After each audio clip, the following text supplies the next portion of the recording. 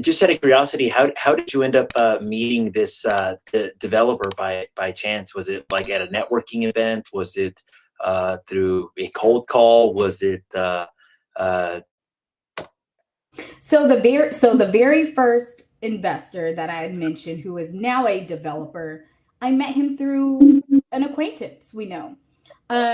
I was literally telling the person that we mutually know, Mhm. hey, I love these things about real estate and these are my goals. And he was like, I need you to meet someone who does So that or may need you. And it really just started from there. And there's tons of agents, and you always have to understand what your core values are and how you mhm, can be valuable to other people, right?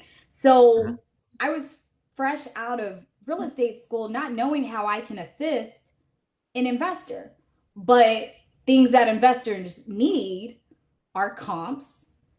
mhm, They need you to show properties sometimes. They need you to understand numbers so that, oh, and then you have buyers. We have buyers for properties that they want to sell. So mhm. with this one investor, we've done multiple deals together because I've seen a need for what he wants and I try to fit it so that I'm that go-to person when something arises. So, I mean, it just comes over time and experience where you start to understand, like, okay, I see how I can help investors or how I only want to limit my time to certain investors because of the relationship that you have cultivated.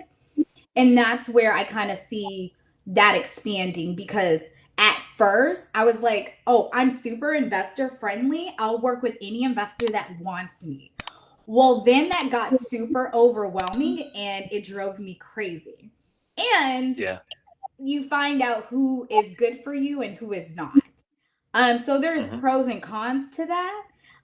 But you mhm. don't know unless you put yourself out there to understand what that world really looks like.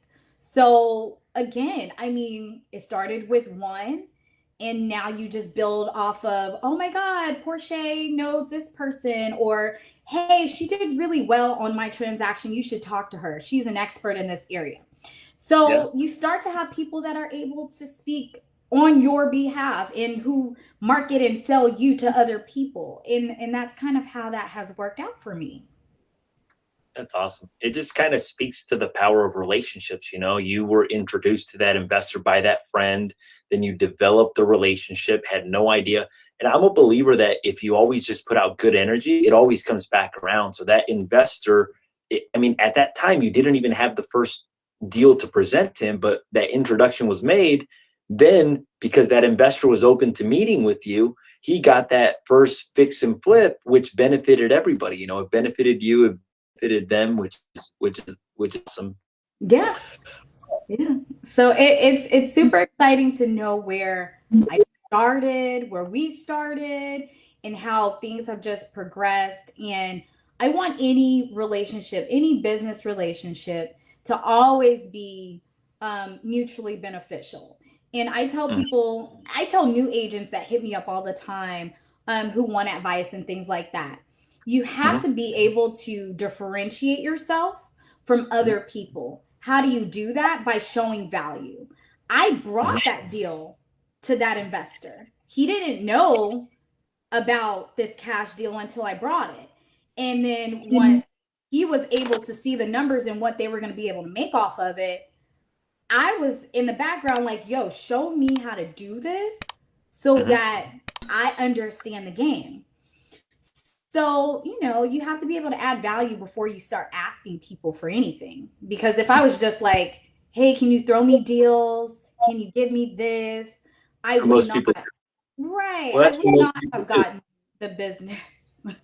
Most people are like, "Hey, can you give me?" The best way to receive is to give Most without expecting anything in return. If you give, things just come back at you, which is awesome.